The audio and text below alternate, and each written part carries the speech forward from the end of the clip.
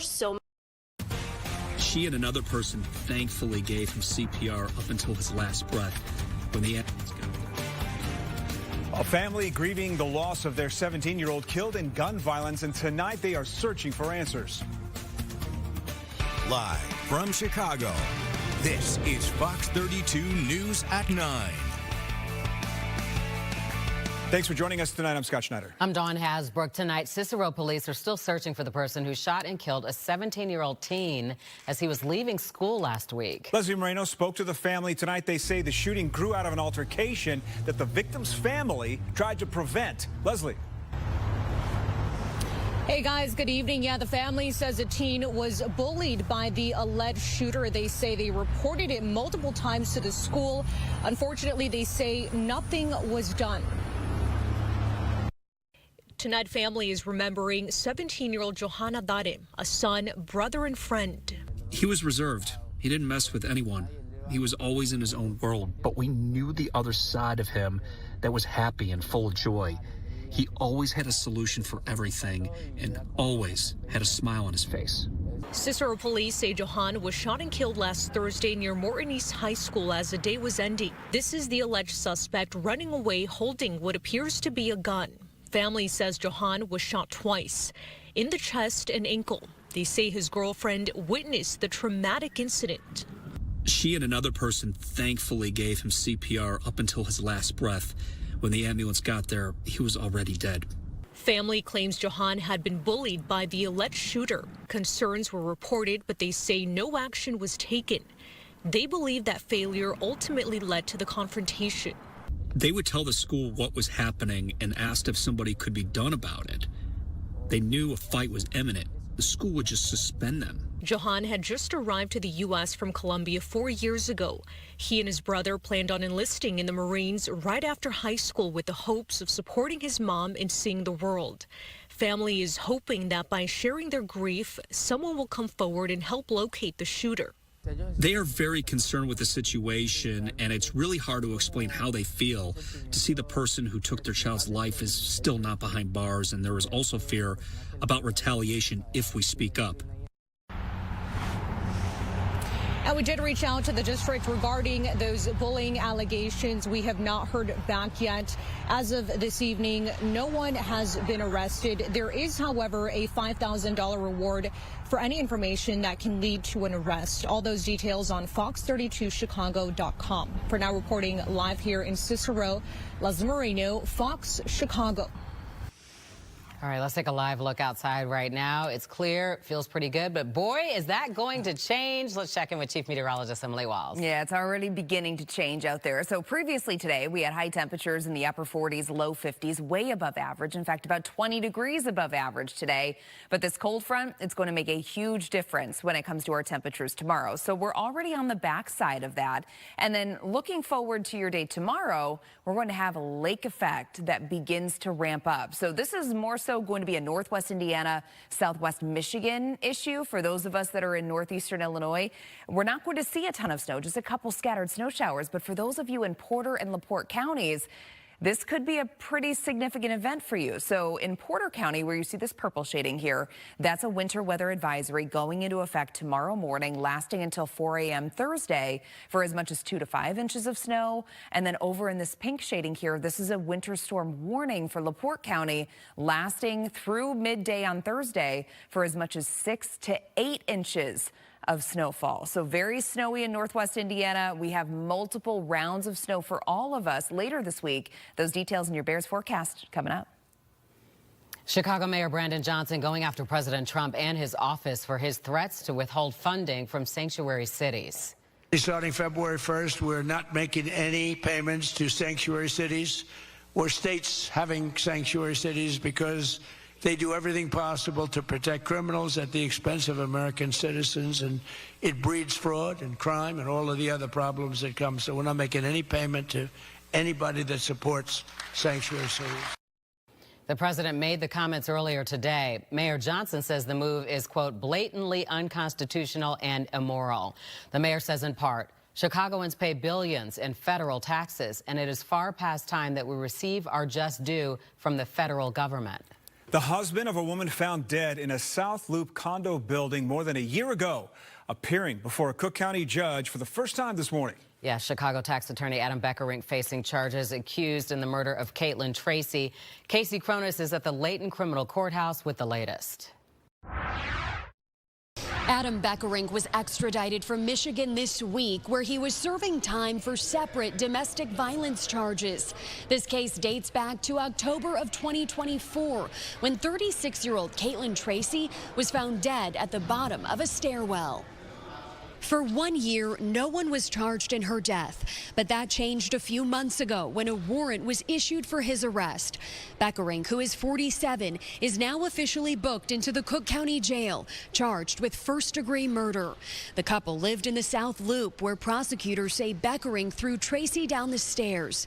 He was arrested by Chicago police officers and U.S. Marshals in Berrien County, Michigan, as he was released from jail Monday after serving time for domestic abuse charges. Tracy's parents were in court here in Cook County as Beckerink faced a judge. He was wearing slacks, dress shoes, and a blue hoodie. The hearing was brief and has been continued until Friday. Beckerink's attorney telling the judge he needs time to review the hundreds of pages of documents submitted by prosecutors and will consider whether cameras should be allowed in the courtroom during trial. A Tracy family spokesperson shared this statement after the hearing. The CPD has worked long and hard to investigate this case. Although the defendant's criminal convictions and sentence in Michigan brought some measure of justice for Caitlin, he must now be held accountable for his actions in the days and months that led to this moment. The state's charge that he murdered their beautiful daughter. We hope that justice will prevail and we can finally lay our dear Caitlin to rest. After announcing the charges, Cook County State's Attorney Eileen O'Neill Burke shared in part, with these charges, we are sending a strong message. Violent crimes rooted in domestic abuse will be aggressively prosecuted as we work to bring justice to families and protect survivors. Beckerink's attorney has not yet responded to our request for comment. Beckerink will be held in jail until at least this Friday, when he is due to reappear in court. Reporting at the Layton Criminal Courthouse, Casey Cronus, Fox Chicago. Now to Maywood, where several businesses could be facing permanent repeals of their licenses after allegedly selling tobacco and THC products to kids. 7 shops had their licenses suspended after an undercover investigation reportedly caught them in the act. The businesses are currently shut down. At a hearing tonight, the city talked about the dangers of selling the products to minors. Some of the businesses in question also spoke about what happened and apologized. The youth of Maywood is what's most important. The youth of any village is what's most important. And to ensure that the future of any village goes forward, it won't happen without the youth. And, this will never happen again. Village officials will now debate whether those businesses can in fact reopen, along with other potential fines as needed. Hours are being expanded at Illinois Secretary of State offices ahead of the TSA's new Real ID penalty taking effect. Starting February 1st, travelers will be charged $45 for not having a real ID, passport, or other acceptable forms of ID. A reminder, there is a walk-in supercenter on North Clark. The location's lease has been extended through the end of this year. A vintage shop in Chicago says a flood of emails turned into a 5-figure problem. Terrence Lee explains how the fraud unfolded and why it's still not over. Friday morning, gym floor, headphones in. Email alerts started popping up. One after another. At first, it felt like regular spam until it did not stop. Sure enough, I found buried kind of in the middle of those emails some legitimate emails from Shopify. And one of them said someone had used a recovery code and then another email saying, welcome to Shopify credit. Kyla co-owns Lost Girls Vintage in Chicago. The business uses Shopify to run sales and payments. More than 4.8 million stores use it worldwide. At that point, I logged into our Shopify and saw that this line of credit had been opened, and there was $35,000 of fraudulent charges on this line of credit. I mean, it was within minutes. She locked the card and reported the fraud. Then came the wait. Shopify does not have any real human phone support anymore. And apparently, according to their own Shopify community page from one of their own employees, they have not had that since at least August of 2023. The charges are reversed for now, but nothing is final. The account stays open during the investigation. Between now and the next 85 days, they could still come back and say, well, we don't think that this was fraudulent. For a small business, that uncertainty is heavy. If you're starting to see these spams come in rapid fire in your email, you need to know that you have a problem, and you need to check through those emails to see if there's one from someone that you legitimately do business with, typically a bank or a brokerage or anything where you would have some sort of financial relationship with them. Terrence Lee, Fox Chicago. And we reached out to Shopify and have not yet heard back. On our website, we have laid out the specifics behind this kind of fraud and what to look for. And still ahead, what voters think about the Minneapolis deadly ICE shooting and if it was justified.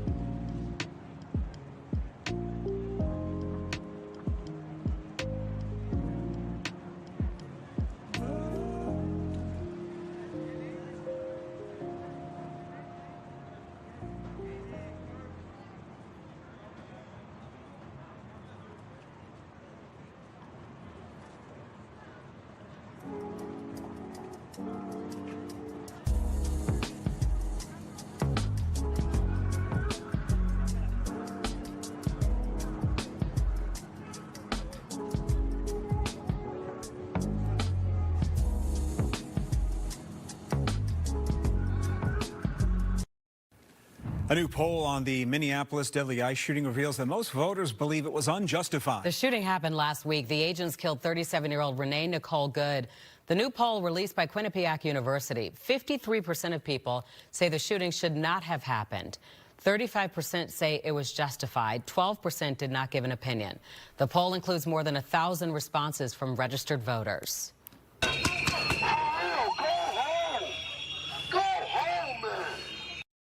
Meanwhile, anti-ICE protests continued in Minneapolis today. A scuffle broke out between agents and protesters just blocks from where agents fatally shot Renee Good. The federal government set to deploy some 1,000 Customs and Border Protection agents in the city. The mayor says the increased presence of federal agents is impacting day-to-day life.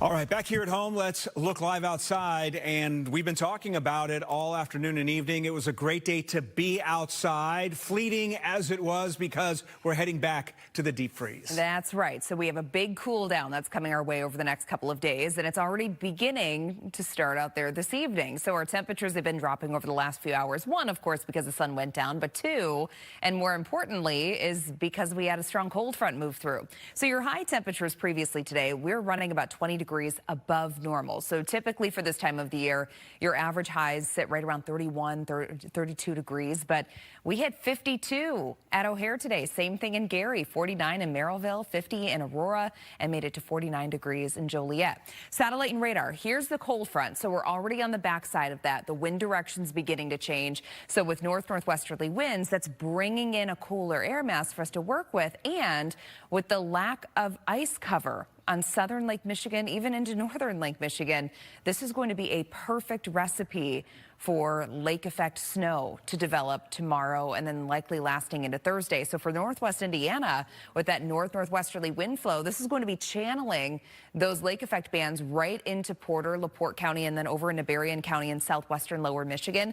In Porter County specifically, this looks like we could be seeing about 2 to 5 inches of snow where some of those heavier, more persistent bands set up. But the bigger weather story really is over in this pink shaded area, places like LaPorte County, where we have a winter storm warning that's going into effect tomorrow morning.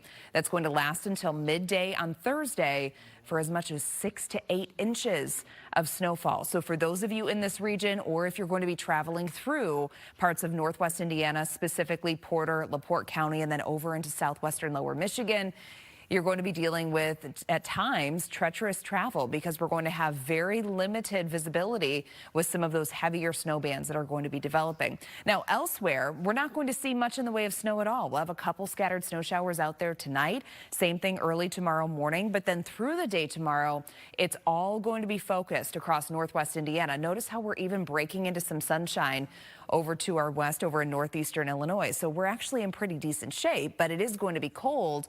We're looking at daytime temperatures that are only going to be in the mid-20s. And then that lake effect, that's going to taper off, come to an end during the early morning to midday hours of Thursday. The daytime hours of Thursday going to be rather dry. Before Thursday evening, we have yet another storm system that's coming through. So an inch or so of accumulation going to be possible Thursday evening into Thursday night. A lot of us are going to be right around a ½ inch or less. But again, we do have additional rounds of snow once we get past that lake effect. So your 7-day forecast tomorrow, 38. That's where we're going to be at midnight. But remember, daytime highs in the 20s, mid-20s on Thursday. We'll have dry skies during the day. But then we will be seeing snow Thursday evening, Thursday night. That's continuing into Friday, Saturday, another round possible. But cold temperatures this weekend for the Bears on Sunday. 18 degrees for the high. I think by kickoff, we're going to be in the low to mid-teens with wind chills right around 0. Let's take a check of your weather pick of the day. This one coming to us from Kathy. And this was taken at Porter Beach in Indiana Dunes National Lake Shore. And you can see her shadow there. But gorgeous day to be out there on Sunday. And it looks like you were enjoying it. Yeah, what kind of camera is that, Kathy? I don't know. A cold one. Yeah. Nice. Thanks, Emily. Well, Bears fans are showing their support, how a local group is making sure to cheer them on to victory through dance. Perry Schutz here, coming up tonight at 10 on the Chicago Report. Governor Pritzker and Illinois lawmakers go back to the table with the Chicago Bears as Indiana ramps up its threats to lure the team across the state line for a new stadium. Plus, all the other business on deck in Springfield, and why a Chicago neighborhood says no more high-rises in our community. All that and more next tonight on the Chicago Report.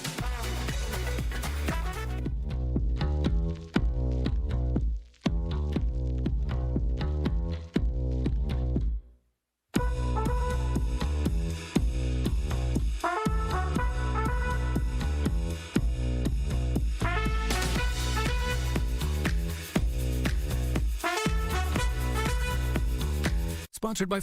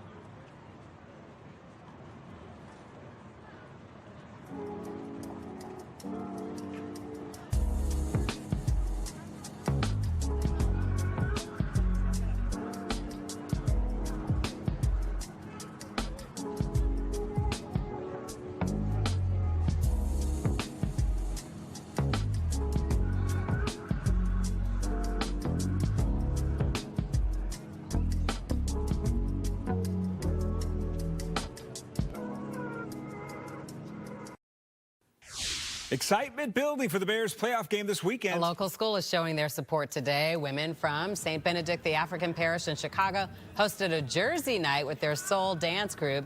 You can see all the women decked out in Bears gear. Bear down. Bear down. You know, we excited. I've been a long-time Bears fan, and I love it. So I said, you know what? We're here. We're supporting the football season, so y'all come out.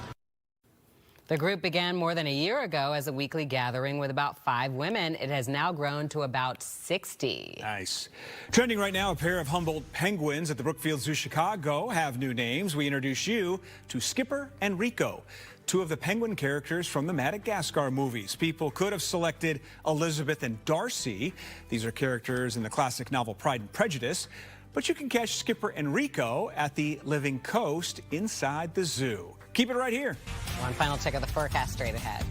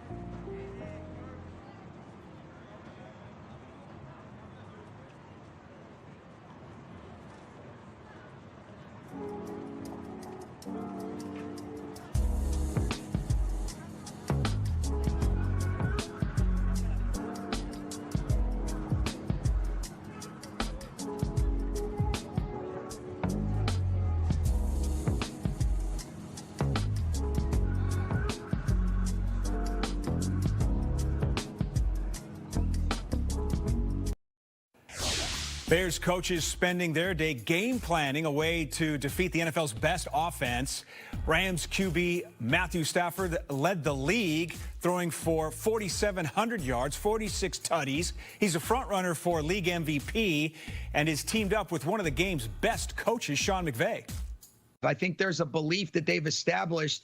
And I think when you have those types of successful outcomes, no different than Matthew the other day, I think he had full expectation to lead us down the field. I feel that when I watch Caleb and I watch that team. There's a belief that they can find ways to finish, and that's why they're in this situation. But he's going to be a nightmare to defend, and we're excited about diving into this prep because here we freaking go, man. Here we go. Kickoff is this Sunday at 5:30, and I'm sure you two heard Matthew Stafford sprained his finger on his throwing hand. Okay. So that's not good for the Rams. And you know, neither is the weather. Yeah, neither is the weather. Nice segue. Yes. So it's going to be very cold this weekend. If we jump way ahead to Sunday before we get to tomorrow, Sunday's high temperatures are going to be right around 18, but by 5:30 for kickoff, I think we're going to be in the low to mid-teens. Wind chill temperature is going to be pretty close to zero. Now, backtracking here to tomorrow, we have lake effect snow for Porter and LaPorte County, heavy at times Wednesday into Thursday, then another round of snow Thursday night into Friday. All right. Thanks for watching at 9. Remember, you can catch us anytime on your smart TV. It's Fox Local. We are on all the streaming platforms. Always start your day with Good Day Chicago tomorrow, 4:30. First and North is straight ahead. Good night.